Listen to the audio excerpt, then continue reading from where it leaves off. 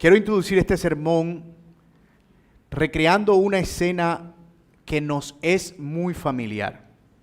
Imaginémonos por un momento a Moisés, el gran líder del pueblo de Israel. Él ha sacado al pueblo con mano poderosa y con el respaldo de Dios de Egipto luego de muchos años de esclavitud, pero de repente no tiene ni la más mínima idea de hacia dónde va. Tampoco de quién se encargará de la logística, moverse, alimentar a la multitud y especialmente de mantener el orden, turnos de vigilancia y condiciones sanitarias. Aunque nosotros no tenemos detalles de cómo ocurrió este éxodo tan grande, ¿cómo crees que habría sido si no hubiese habido una organización previa? Todas esas cosas eran un reto y un desafío real para Moisés, quien por muy carismático que fuere, no podía mantener en control todas las cosas por sí solo.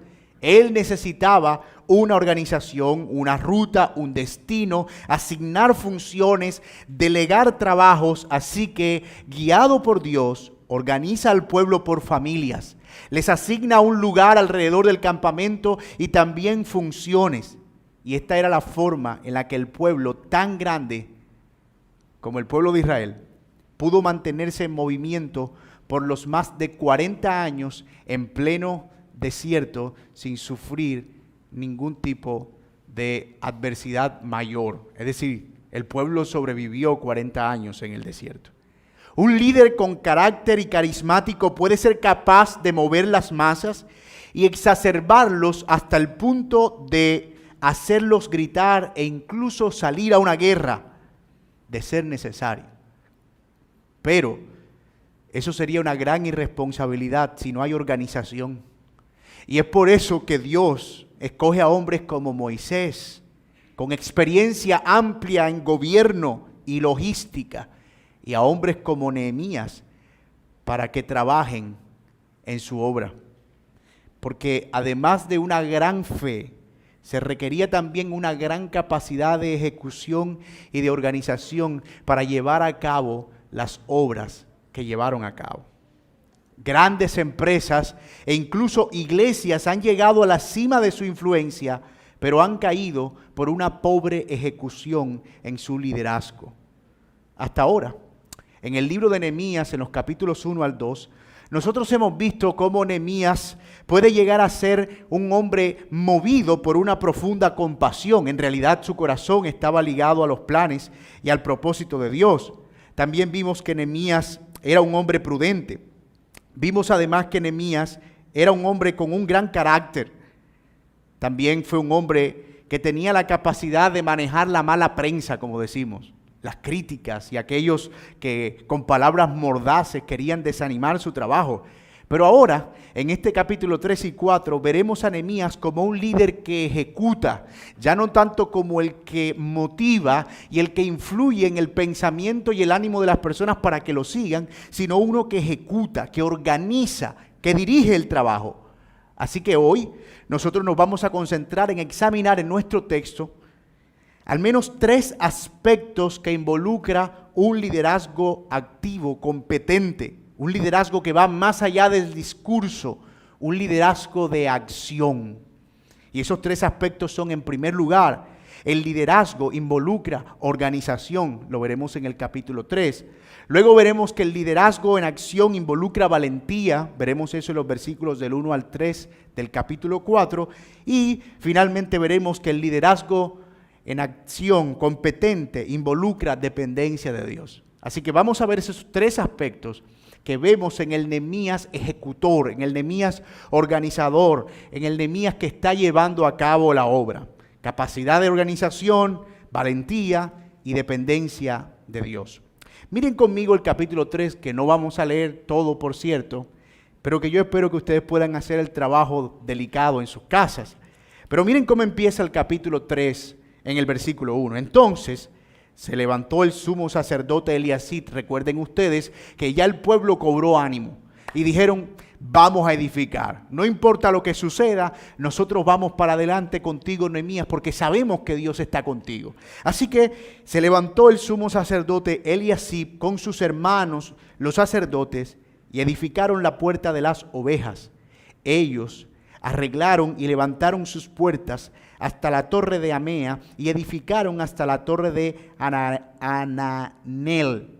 Junto a ella edificaron los varones de Jericó, y luego edificó Zacur, hijo de Imri. Los hijos de Senaá edificaron la puerta del pescado, y ellos la enmendaron y levantaron sus puertas con sus cerraduras. Y si ustedes continúan leyendo, verán que lo que nosotros vemos en este capítulo 13 es una lista exhaustiva de todas las personas y familias que participaron en la construcción y reconstrucción y reparación de las murallas de Israel, desde la puerta que estaba enfrente del templo y en sentido contrario a las manecillas del reloj, cada uno de los pórticos que rodeaban a la ciudad, hasta llegar en el versículo 32, si lo pueden leer conmigo, y entre la sala de la esquina y la puerta de las ovejas, otra vez, restauraron los plateros y los comerciantes. Ellos le dieron, o lo que describe Nehemías más bien, es cómo todo el pueblo trabajó, ¿verdad?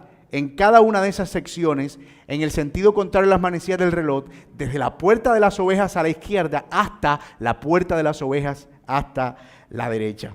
Algunos estudiosos consideran que esto que nosotros vemos en el capítulo 13 es una especie de reporte detallado que Nehemías le estaba enviando a los reyes para informarles cómo iba la obra. Sin embargo, el Espíritu Santo consideró a bien inspirar a Nehemías para que introdujera esta lista en su libro, en su diario, en su recopilación de historias, y que fuera para nuestro provecho. Y si usted alguna vez ha leído Segunda de Crónica o Primera de Crónica, o ha leído Levítico o el libro de Números, usted dirá, ¿para qué sirven esas listas que están ahí en la Biblia? Y yo sé que usted ha arrancado con ánimo, ¿verdad? Todos los primeros de enero, este año, sí, me voy a leer la Biblia en un año. Y arranca con toda su fuerza, 4 capítulos por día. Y en la tarde, otros 4. Y cuando llega a Levítico, ya está cansado. Pero va a pasar de ahí. Sin embargo, cuando llega el libro de Números, y empieza a leer esa larga lista, y la familia de fulano, dice, pero ¿por qué esas listas allí? Hermano, créame, no hay nada que nosotros tengamos en esta Biblia que no sea útil para nuestra edificación, porque toda la Escritura es inspirada por Dios y es útil para instruir, para redarguir, para corregir en justicia, a fin de que el hombre de Dios sea perfecto, enteramente preparado para toda buena obra. Yo quiero que veamos algunos detalles que esta lista nos provee, detalles curiosos de esta lista. Vemos que en primer lugar, la reconstrucción de las murallas comienza con un acto simbólico. Eliasib, el sumo sacerdote, era nieto de Josué, quien había sido sumo sacerdote en los días de Esdras.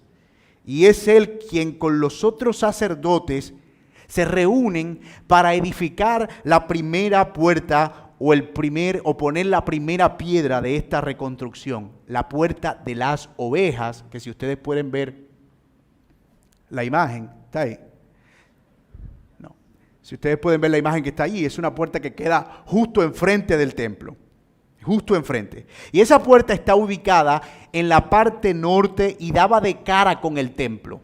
Se entraba directamente al templo. Era la puerta por la cual entraban los corderos o los animales para el sacrificio. Y lo que ellos están haciendo es precisamente devolver la dignidad a la ceremonia de adoración en el templo. En otras palabras, nosotros no podemos, mientras edificamos toda esta torre, dejar sin edificar lo que es más importante. Nosotros necesitamos activar la adoración en el templo, y lo primero que necesitamos construir es precisamente esta puerta por donde entran los animales al sacrificio. Acuérdense ustedes que el gran reproche de Ageo, luego que el pueblo viene en los días de Zacarías, el profeta Ageo exhorta al pueblo y les dice: ustedes estaban en Babilonia, oraron para que el Señor los libertara, el Señor los liberta, y cuando llegan se supone que debían reconstruir el templo y no lo hicieron. Se dedicaron a construir sus casas, que están artesonadas y bien bonitas, pero la casa del Señor está desierta. Así que ellos, en los días de Nehemías,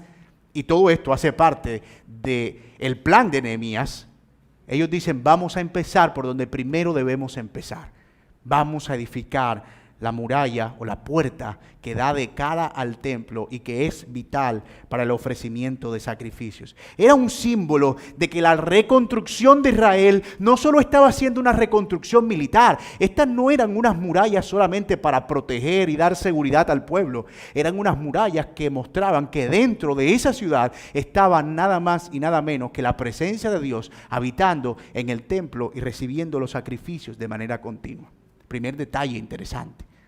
Segundo detalle interesante que vemos es que al parecer la reconstrucción involucró buena parte del pueblo. Buena parte del pueblo, varios grupos de personas. Si ustedes leyeron en el versículo 32, yo les leía diciendo que al final, entre la sala de la esquina y la puerta de las ovejas, es decir, el último recodito, rinconcito de las murallas, restauraron los plateros y los comerciantes. Pero si ustedes leen la lista, ustedes se van a encontrar allí a personas que comerciaban, sacerdotes, familias comunes y corrientes, personas que tenían ciertos intereses y negocios. Todos estaban trabajando, pero todos lo hacían al mismo tiempo. Probablemente para evitar que mientras ellos estaban reconstruyendo una parte, concentrándose solo en una parte, las otras partes estaban descubiertas. Entonces el plan de Nehemías fue, vamos a empezar a trabajar, pero vamos a empezar a trabajar en simultánea en todas las áreas rotas del templo. Ustedes se van aquí, ustedes se van aquí, ustedes se van aquí, ustedes se van aquí, y ahora, ¡pum!, a la cuenta de 3 todos empezamos a construir. Eso era un plan inteligente, porque imagínate, si los enemigos se enteraban que ellos habían empezado todo el pueblo por la puerta de las ovejas, tenían hacia el sur toda la ciudad descubierta y muy probablemente iban a ser invadidos ante la amenaza que ellos pudieran representar. Así que el plan estaba minuciosamente diseñado, pero necesitaba la cooperación del pueblo. No todos los que estaban involucrados en la obra eran constructores, pero todos los que estaban involucrados en la obra entendían que la obra era importante.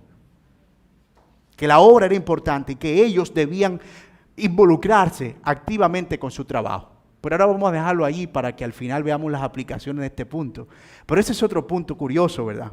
El tercer detalle que nosotros vemos en esta reconstrucción es que la reconstrucción no solo involucró a los que vivían dentro de Jerusalén, sino a judíos que vivían fuera de Jerusalén. Usted puede verlo, los versículos 3, 4, versículo 5, dice que habían gabaonitas, gente de Mizpa, otros de Jericó, otros de Betsur y otros de, me encanta esta ciudad, de Keila.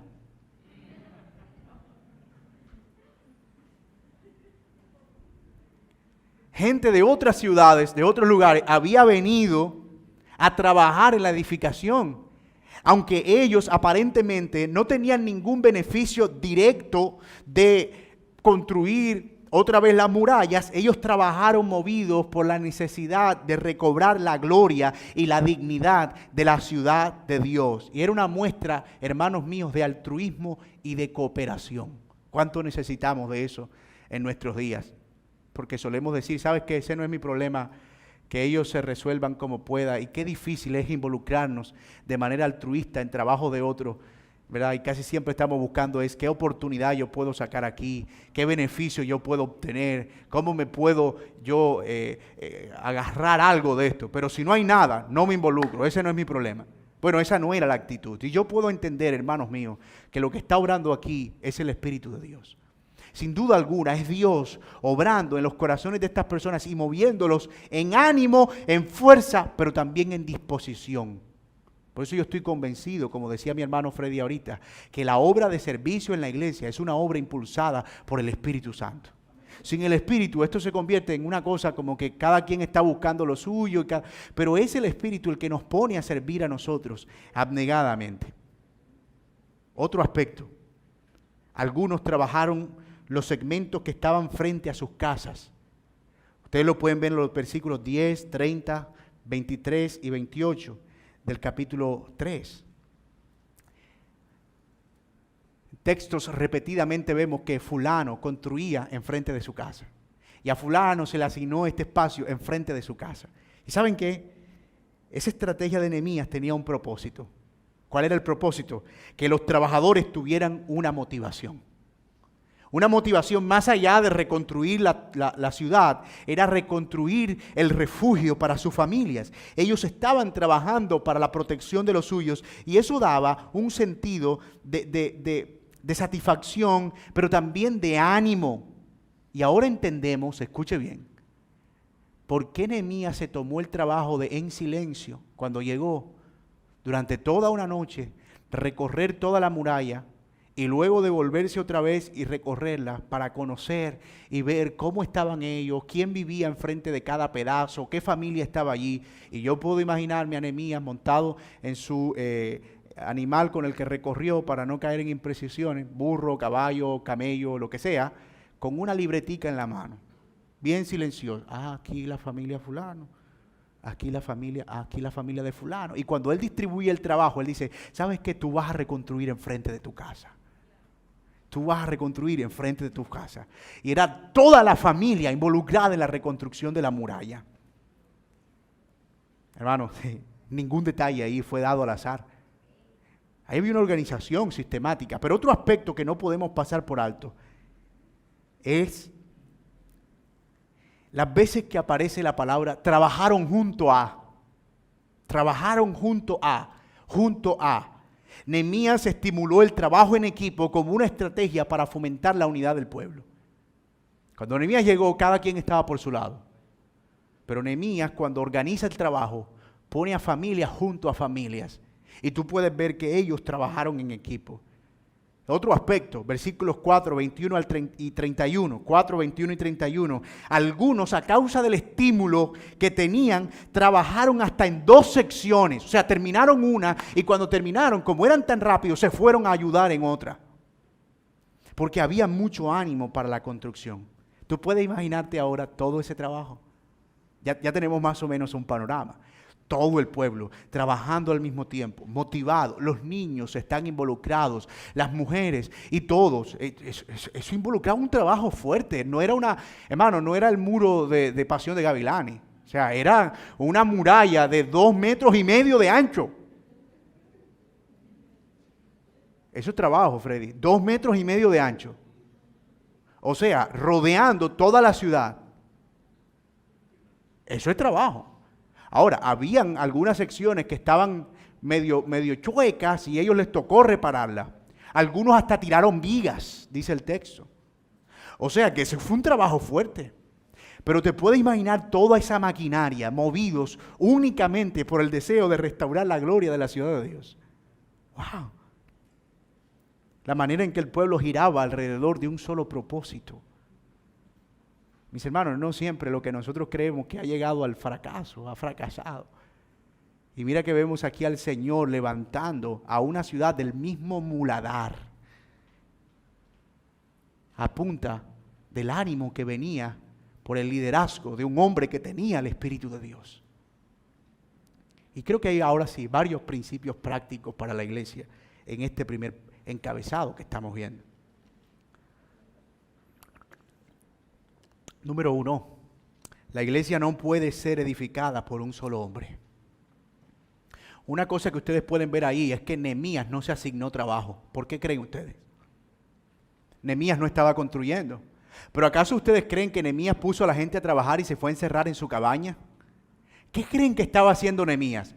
Él se movía todo el día por toda la muralla, supervisando que el trabajo estuviera bien. Pero yo me lo imagino, y esto es una imaginación que puede rayar en la herejía, yo me lo imagino dándole ánimo al pueblo.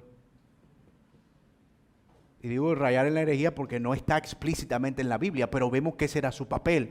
Dios está con nosotros. Edificaremos el muro. Vamos a recuperar la gloria de esta ciudad. Ánimo. Y yo me imagino a Nehemías haciendo ese trabajo alrededor todo el día. Y se devolvía y supervisando y vigilando que las cosas estuvieran en orden. Pero él no estaba haciendo el trabajo solo.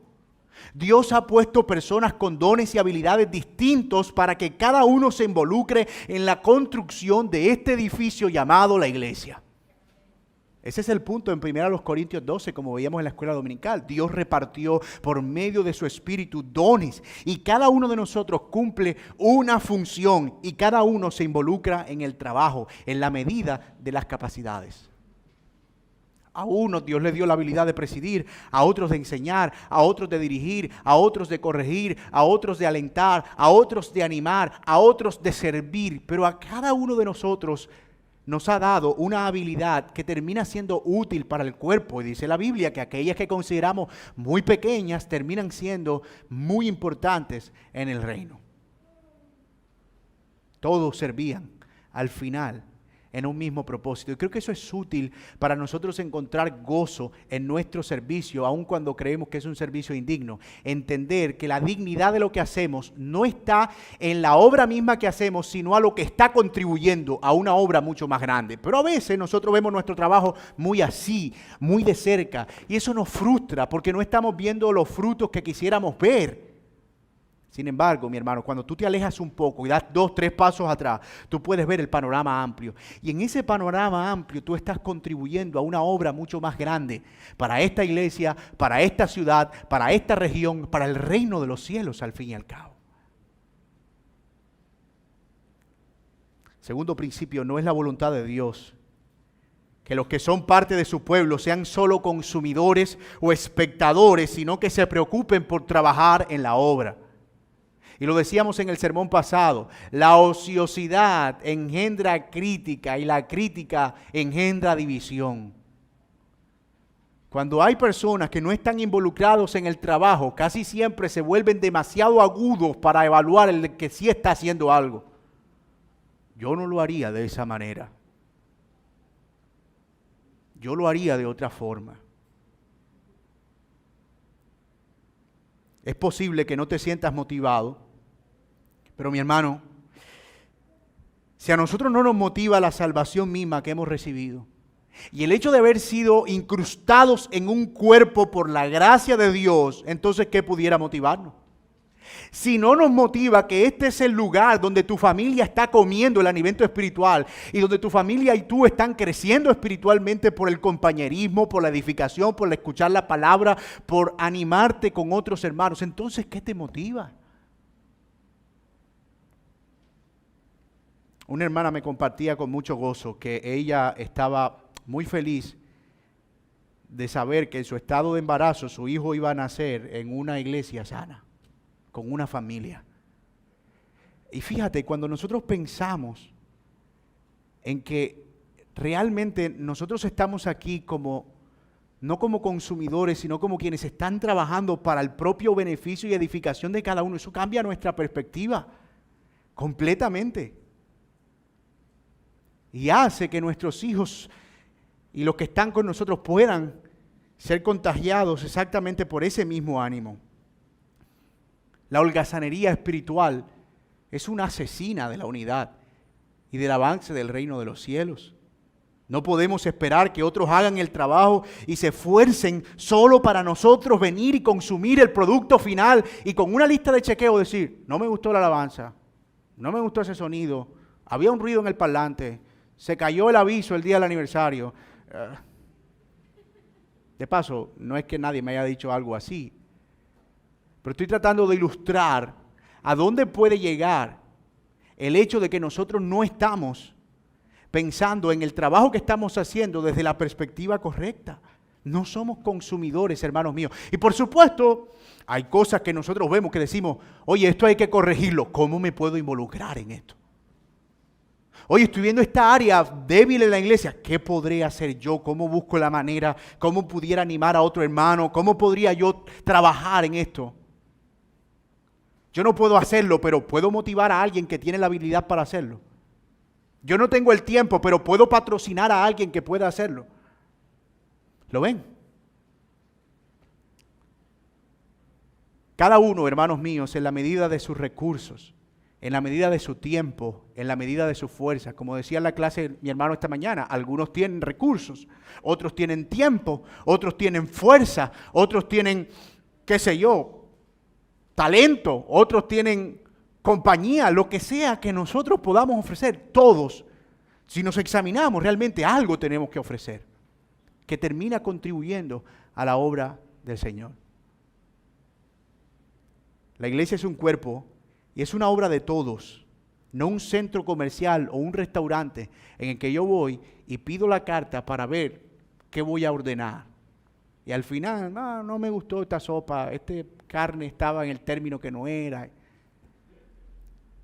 Y hermanos, esto no es sacado del sombrero porque estamos viviendo en una cultura tan consumista y esto nos ha llevado a nosotros a la idea de con el dedo simplemente decir esto no me gusta, lo elimino, dejar de seguir, bloquear. Nos ha llevado a inconscientemente crear un esquema en nuestra mente en el que yo estoy fabricando un filtro de lo que a mí me da la gana de ver y de recibir. Y cuando traemos esa influencia cultural a nuestra iglesia, eso se convierte en un problema. Tercera implicación práctica. Todavía estamos en el primer punto. Necesitamos tener una visión organizativa de la iglesia. Y yo voy a ser muy cuidadoso con lo que voy a decir. Necesitamos tener una visión organizativa de la iglesia. De nuevo, voy a ser bien cuidadoso con lo que voy a decir. En su libro El enrejado y la vid, Colin Marshall y Tony Payne advierten que hay un peligro cuando la iglesia se vuelve una organización con miles de programas y actividades, abandonando el cuidado de las personas y haciendo lucir la iglesia como una fábrica y a los líderes como ingenieros de proceso. Supervisores con listas en la mano para ver si todo está funcionando. Entonces dice Tony Payne y Colin Marshall, es un problema cuando una iglesia se ocupa tanto del enrejado que descuida la vid. ¿Qué vid se va a enredar ahí? Pero dice Tony también y Colin, también hay un problema cuando la iglesia se ocupa tanto de la vid que descuida el enrejado. Porque si la vid crece tanto, ¿cómo va a poder organizarse de tal manera que pueda llevar el fruto que puede llevar? La desorganización también trae sus consecuencias. De nuevo, porque cuando la vid crece, necesita una estructura que la sostenga. Y quiero añadir algo que J. Packer también dice al respecto de este asunto. Y Packer era un hombre, en verdad, casi puritano. Y es bien raro leer estos aspectos que algunos llamarían demasiado pragmáticos y mundanos. Pero mira lo que dice Packer y me llama mucho la atención y cito, ni la predicación más poderosa ni la demostración más eufórica de manifestaciones espirituales edificarán la iglesia local sin la sabiduría organizativa que pone objetivos e ideas y medios para alcanzar los fines. Continúa diciendo el pastor Packer, los pastores que predican y que han dejado iglesias vigorosas y maduras han sido aquellos cuyos trabajos de púlpito se unieron con la buena organización. Fin de la cita. No hay un conflicto entre las dos cosas. No tenemos que pelear por no ser una empresa, pero tampoco tenemos que descuidar el llamado que nosotros tenemos a trabajar en una visión organizativa de la iglesia. Mis amados, créanme, Nehemías era más espiritual que toda la espiritualidad que nosotros tenemos reunidas en este salón. Pero el mismo Nehemías tenía un plan, tenía un libro, tenía gente, delegó personas, trabajó en una estructura y la gente llevó a cabo un plan. Porque de nuevo, una cosa no se contradice con la otra. Y si todavía quiere más evidencia bíblica, acuérdense ustedes cuando la vid empezó a crecer tanto en Jerusalén. La gente se empezó a convertir, a convertir, a convertir, a convertir. Y en algún momento las viudas de los gentiles empezaron a ser desatendidas. Y entonces van y dicen, mira, nuestra vid es tan grande que algunas ramas que son las viudas de los judíos, están siendo desatendidas. ¿Qué hacemos? Vamos a poner unas varitas allí de enrejado para que eso funcione. Búsquense entre ustedes a 7 varones con estas características y pónganlos para que ellos atiendan con justicia a eso. Y al mismo Señor Jesucristo cuando estaba en el desierto alimentando a tantas personas, pónganlos en grupos de tantos y luego que tengan en grupos de tantos, el milagro va a aparecer. O sea, tú puedes ver organización, pero tú puedes ver la mano del Señor ahí. El Señor podía tirar los panes para arriba, hacer una oración en que cayera maná del cielo y pescado de arriba. Pero Él decidió que los apóstoles tomaran las canastas y por grupos de a 10 y de 100 se sentaran en el prado y hacerlo de manera organizada. porque una cosa no niega la otra. Y cuarto y último principio, ninguna organización debe estar desconectada de buscar la gloria de Dios. Y eso es lo que significa que había sacerdotes que habían decidido construir la puerta de los sacrificios del templo antes que cualquier otra cosa, porque lo más importante es que todo lo que nosotros hagamos persiga la gloria de Dios. Incluso toda nuestra capacidad organizativa no es para nuestra jactancia, debe buscar que Dios sea glorificado. No es que digan, oh, mira esta iglesia, qué iglesia tan organizada. Desde que tú entras hay una lista de chequeo y escáner y códigos QR y cada persona tiene una silla asignada y los puestos se van alumbrando, llevando a la persona hasta el sitio. ¡Wow, qué maravilla! Un niño llora y la silla del papá vibra en la sala.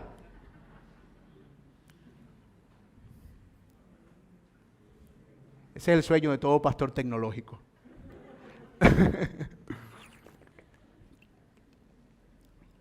Pero hermano, si esas cosas no sirven o no contribuyen al propósito primario, que es que el reino de Dios crezca y avance, nos vamos a encerrar en eso y vamos a perder el propósito principal.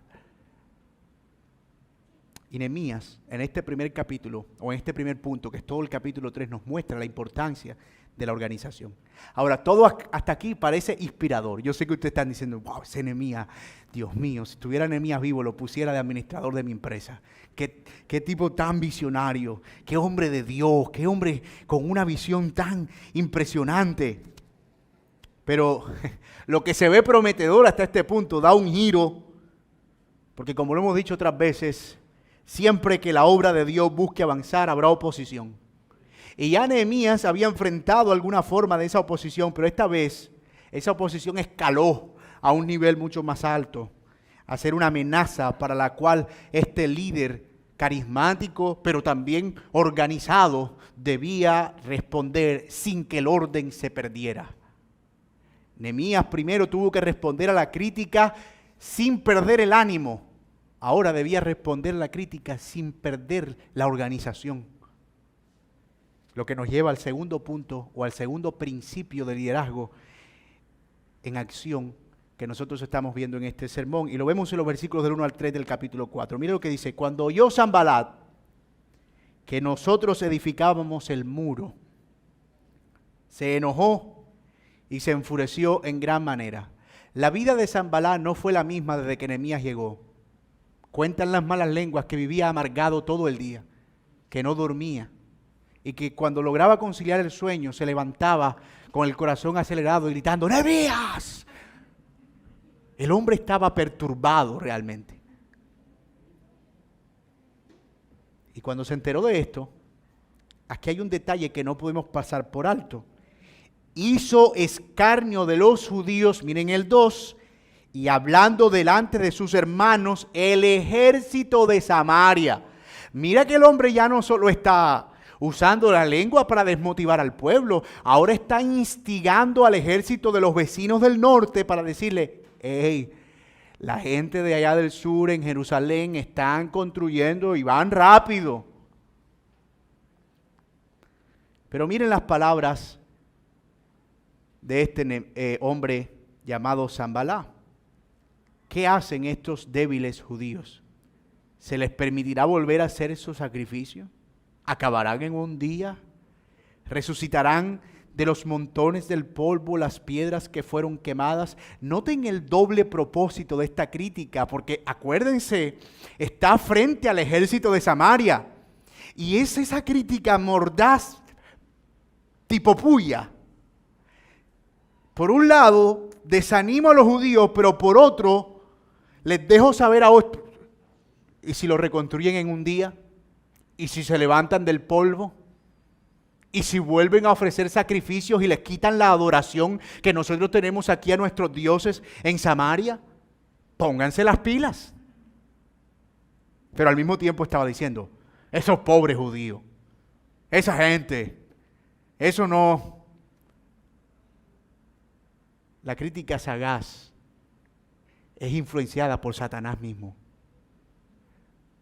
O sea, yo digo que es Satanás. Bueno, no, Santiago dice que es Satanás quien da esa capacidad. La lengua mala es encendida por el infierno. Eso dice Santiago. Y tú lo puedes ver aquí. Sanbalat aparece de nuevo. Pero no solo, él tenía un lacayo, Tobías. Sanbalat decía algo y aparecía Tobías ahí. Sí, así es, como dice Sanbalat. Si pasa una zorra por ahí, tumba esa muralla.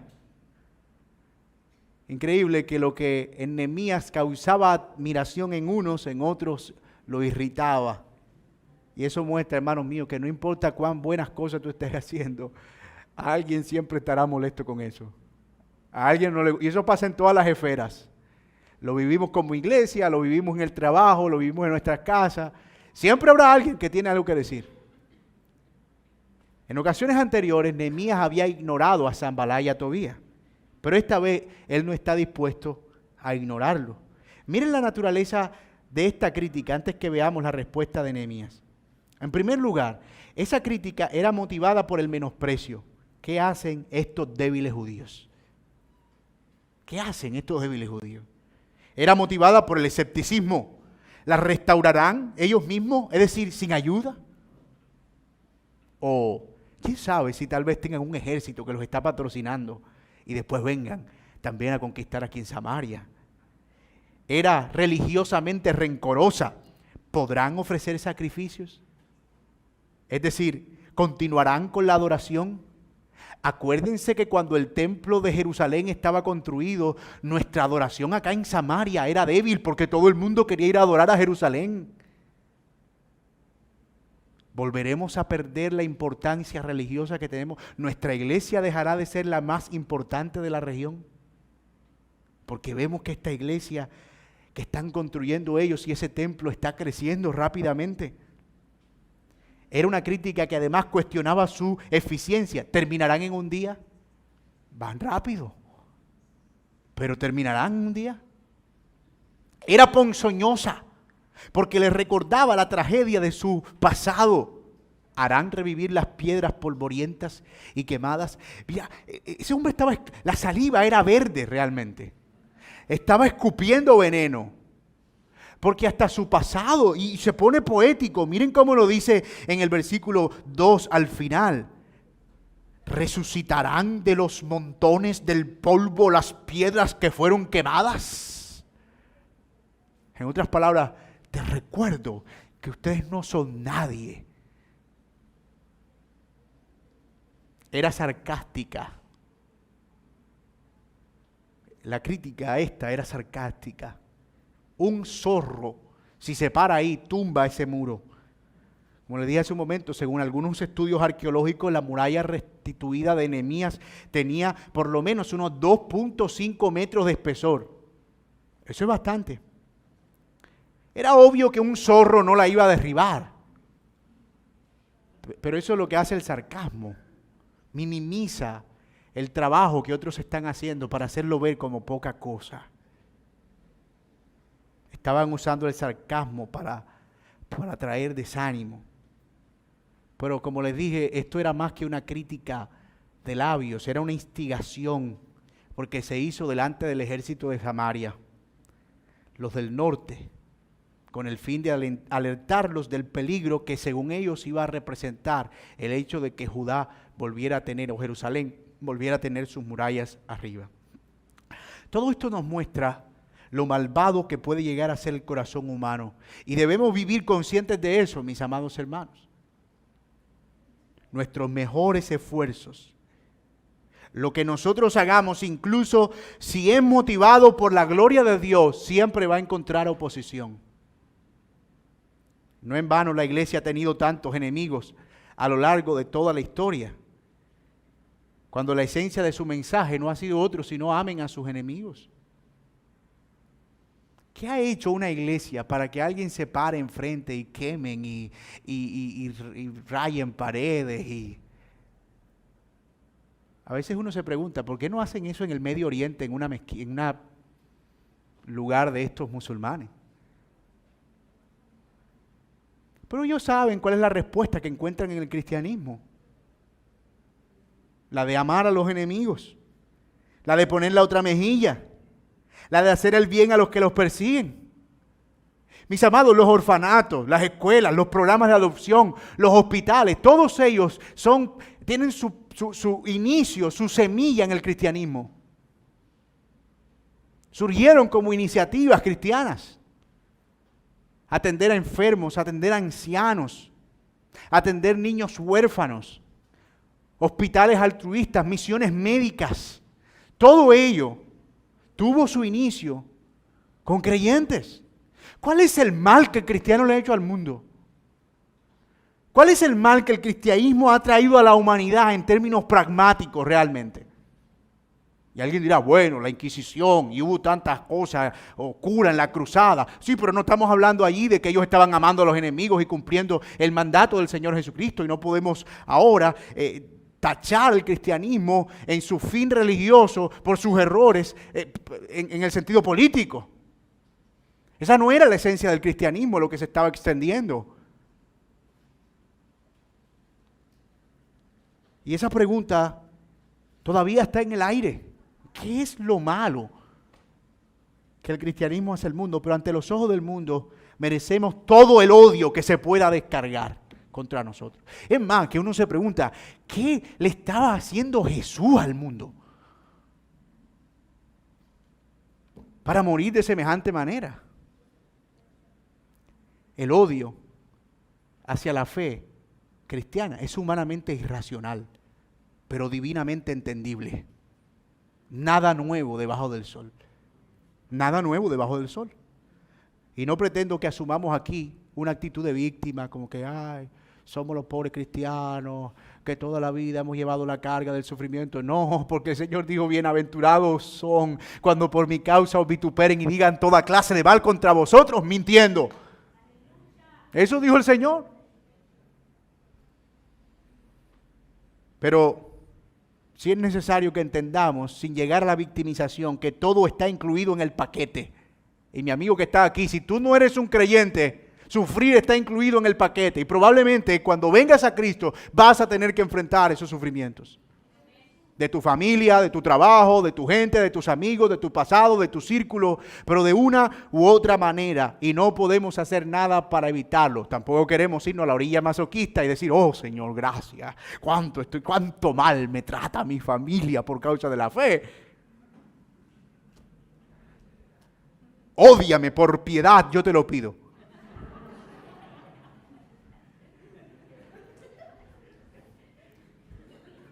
¿Por qué se ríen? Oh, la cultura musical aquí es buena.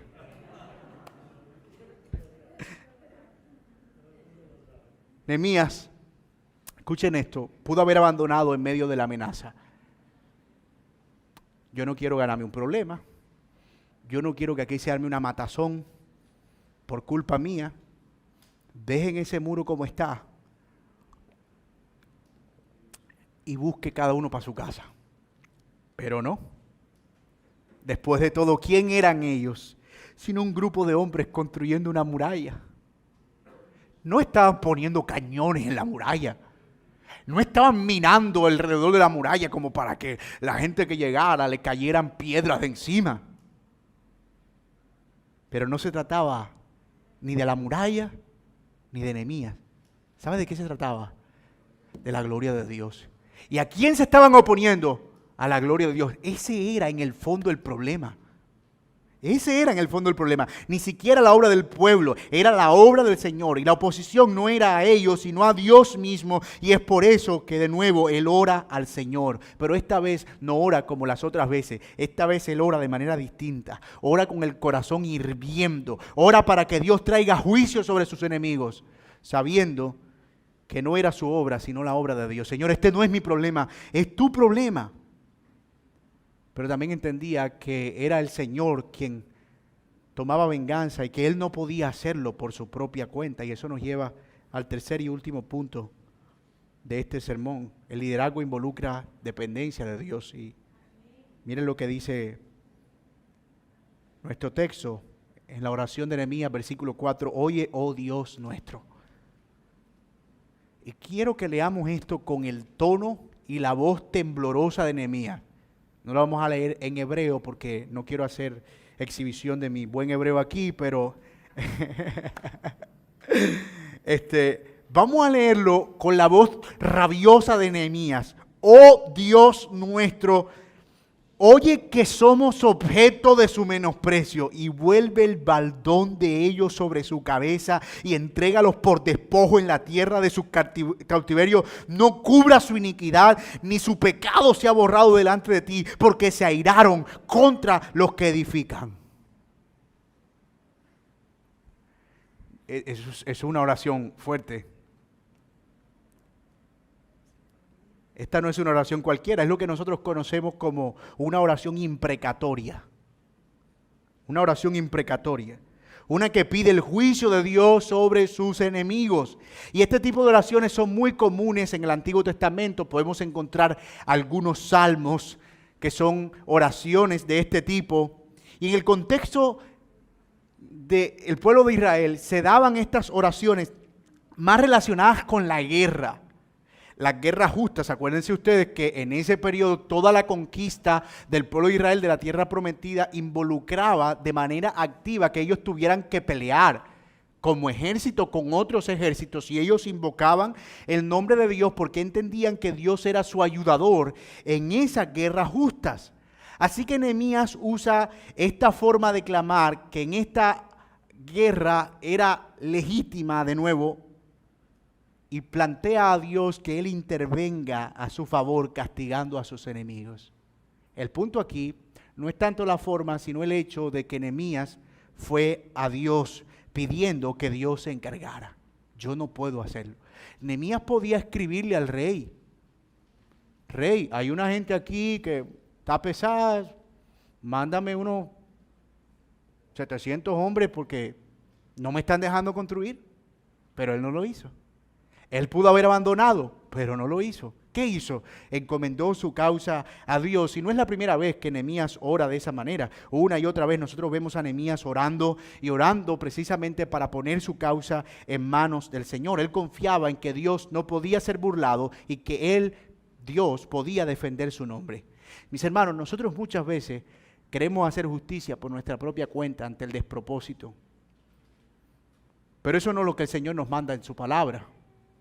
Si estamos sufriendo a causa de la verdad, debemos seguir el ejemplo de Nehemías, acudir al Señor, aunque tal vez nuestra oración luzca un poco diferente, porque nosotros ya no estamos peleando una guerra justa como el pueblo de Israel, buscando conquistar nuestros terrenos con armas. Con la venida de Cristo, nuestra guerra, como parte del pueblo de Dios, ya no es una guerra militar. Parece que eso fue lo que los cruzados nunca entendieron. No es una guerra militar. No estamos conquistando un terreno físico. O sea, no vamos a salir aquí como que ármense todo el mundo porque vamos a matar a todos aquellos que no sean creyentes y que son enemigos de Dios y a tomar venganza para tomar por fin a Santa Marta para Cristo. Qué lenguaje tan beligerante. No.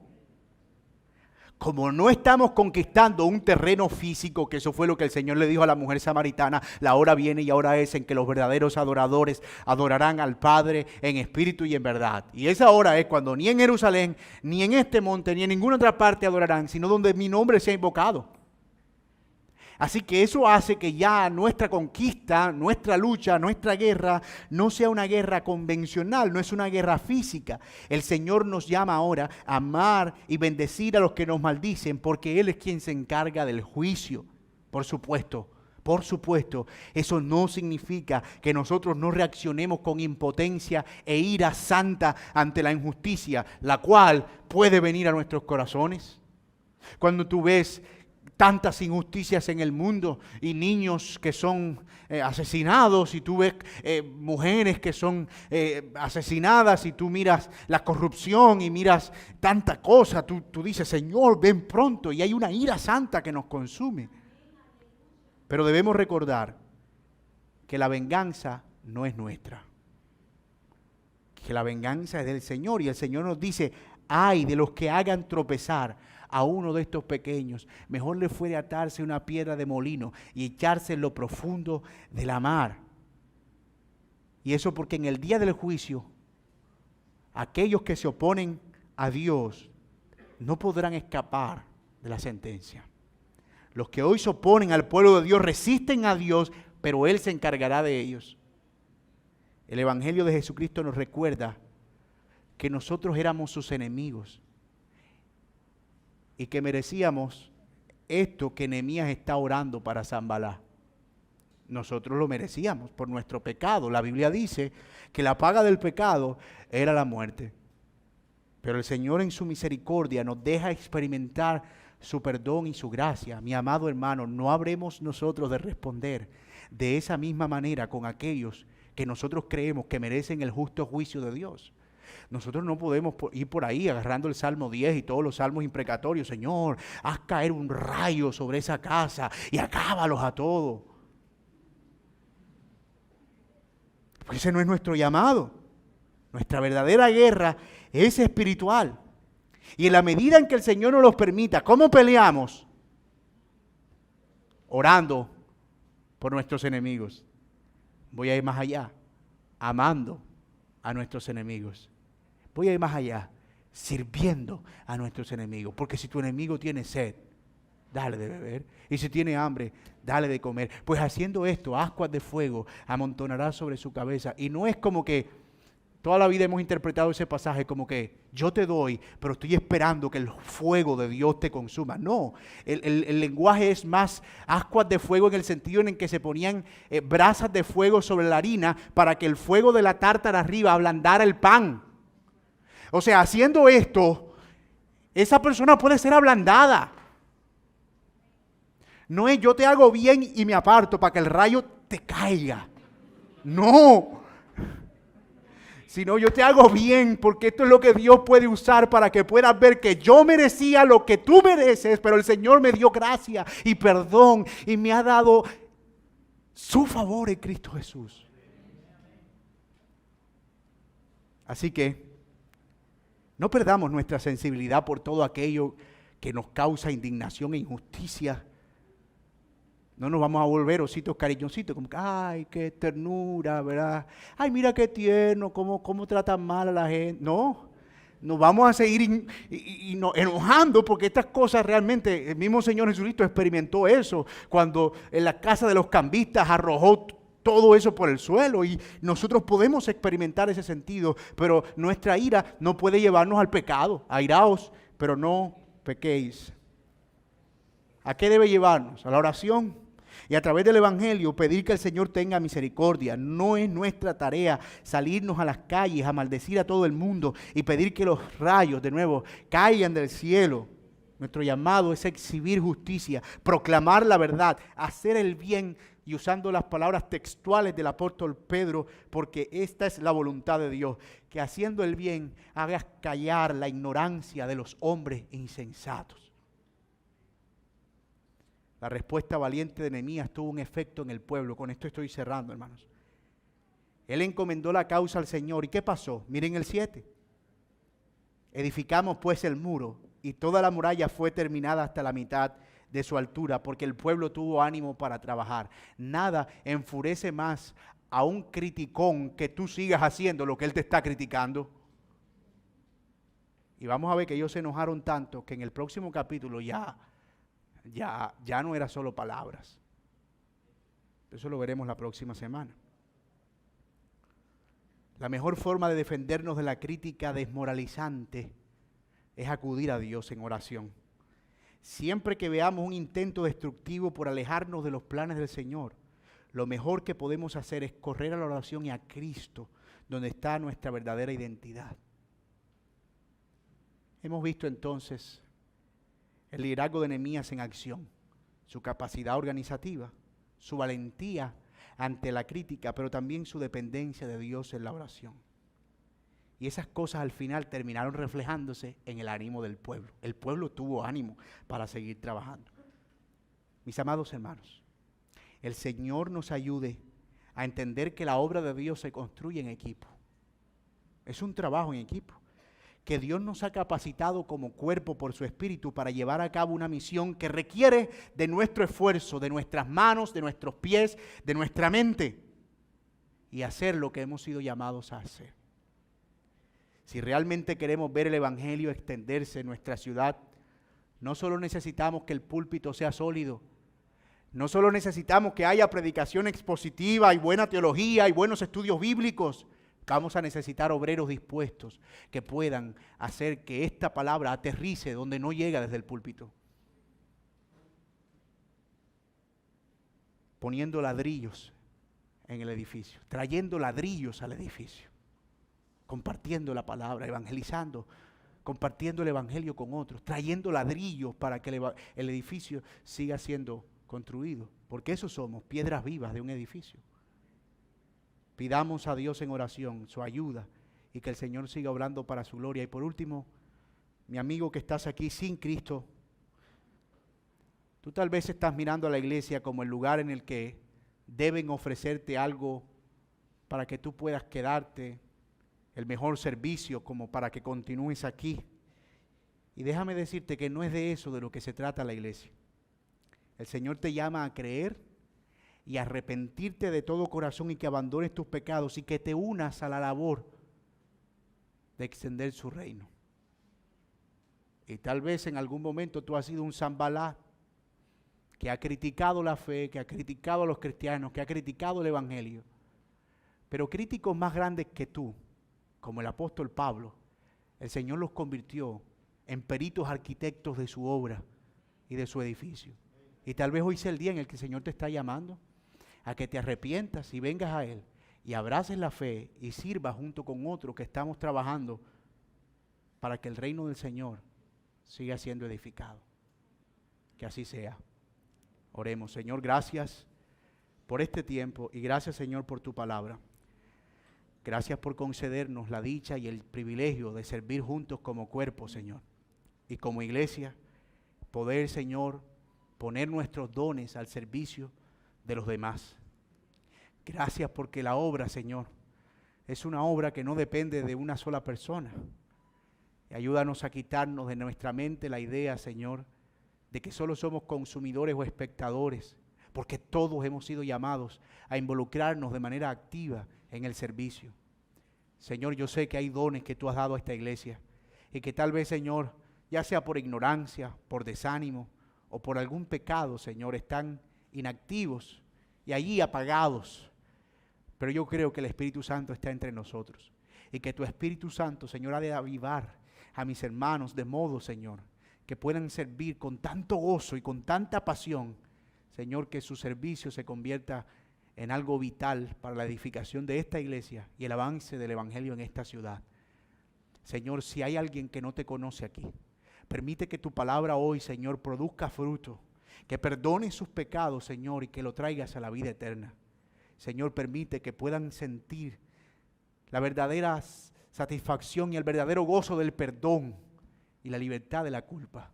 Señor, salva al pecador que se arrepiente y extiende tu gracia sobre todos nosotros. Esa es nuestra oración en el nombre de Jesús. Amén.